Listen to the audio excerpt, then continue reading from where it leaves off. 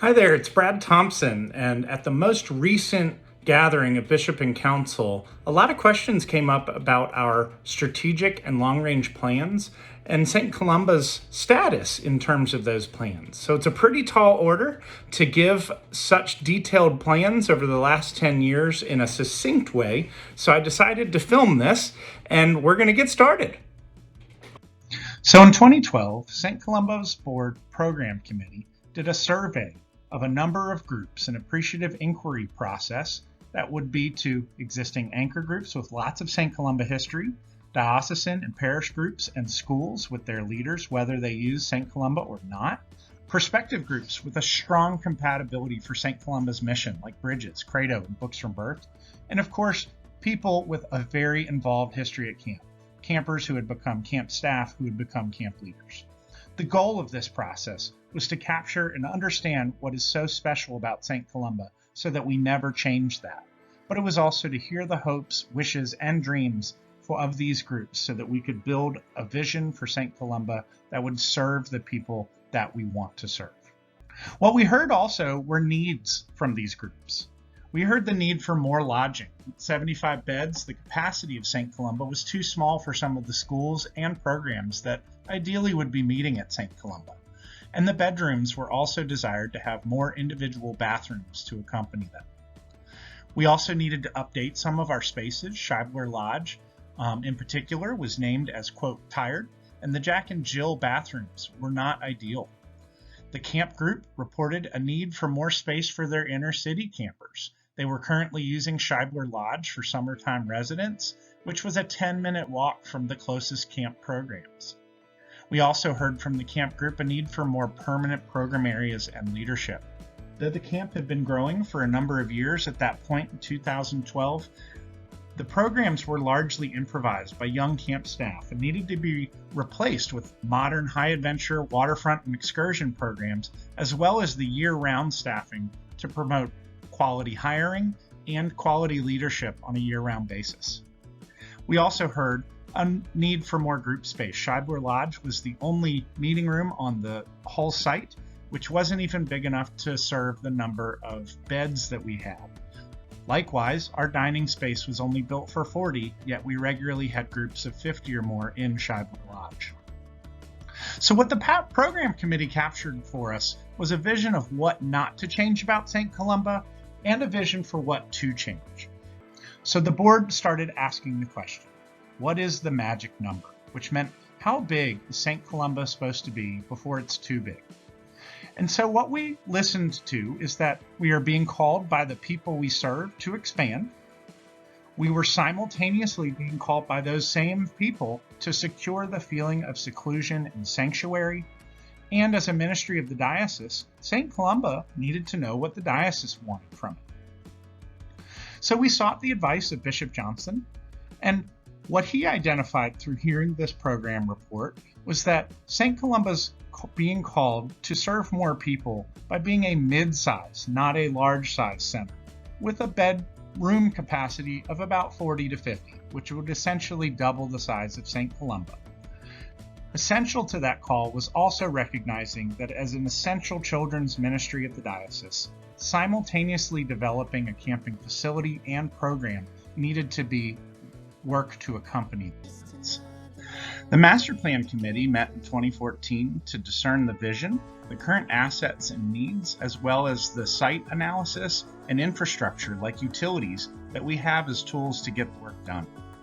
The Master Plan basically left to right established what we have, in the middle what we want to become, and then to the right what we need in order to become that. And so what they also did was did a site analysis to help us understand the utilization of the center, especially since we have two distinct ministries, camps and retreats. And the challenge was to identify, how do you grow a center without violating some of the sanctuary and seclusion that each different part of the campus needs in order to fulfill its ministry in the right way. The Master Plan Committee then assembled these recommendations into what looks like a capital campaign. And so over the course of the years since 2014, St. Columba, one at a time, has been making major efforts on this plan. Some of you may remember the capital campaign in 2018 and 2019. Some of you may remember when we took on Scheibler Lodge. And so the important thing here is that we're taking care of these one by one, but also we're adapting as things change. So to give an example, our original plan called for a complete renovation of Scheibler Lodge, but it was reframed in 2017 to be a refresh since the cost of adding individual bathrooms was well over $1 million and not attainable with any of our fundraising. The last piece of our overall mission through this process of the last 10 years with our long-range plan was also to ensure that our ministries were efficient. Sustainability is achieved when financial results, ministry enhancement, and ministry maintenance are all cooperating. So as we reflect on the last few years of our ministry, one of the things that I want you to notice is the amount of earned revenue during that time growing by double-digit percentages each of those years. So I know there are those of you in the room who are like, money is not the measurement of ministry, and you're right. But money does measure movement. Our rates that we charge to our campers and guests directly correlate to the number of campers we serve and to the number of groups we serve during that same time. Episcopal Church utilization of the center was fairly stagnant. And so that revenue growth really came from a number of different nonprofits, schools, and other denominations that were starting to utilize the center. So we were growing into this mission and strategy that called us to broaden who do we serve. So as we look back over the last 10 years and in this sustainable ministry model, we're going to see that we operated at a 10-year, $95,000 surplus, including a $2.5 million campaign and pandemic. From a ministry maintenance perspective, HVAC systems are well cared for, roads, roofs, and interiors are cared for. Our camp programs have effective year-round leadership and a great program to accompany them. We have staff that always get continuing education opportunities, receive annual feedback, and are very, very committed. And then, of course, when we have guest feedback, we always take it seriously and always approve upon it. From a ministry enhancement perspective, in 2015, we launched Camp Able for children with special needs. We improved the program quality for our mud campers. Ministry spaces were upgraded. 2 ministry spaces were added, and staff were added to focus on improving retreat guest experiences at all times. So some of the things that we know need to be built into our next strategic plan are more self-driven programs like parish retreats, youth excursions, and non-traditional camps for underserved populations. We recognize that we need to update more of our spaces that are on that list so that we can improve the experience of being in the Hermitages, in Sanders Lodge, and in Gates Pavilion. We need to further the work of marketing and outreach to promote diversity in utilization. We've had years of growth in a number of different categories of non-Episcopal utilization, but we need to do more and more of that, especially in a community so racially diverse. We need to build more and more access for a community that needs racial divisions to be broken down. We need to collaborate. We need to seek opportunities to communicate and work as an effective ministry of the Diocese of West Tennessee.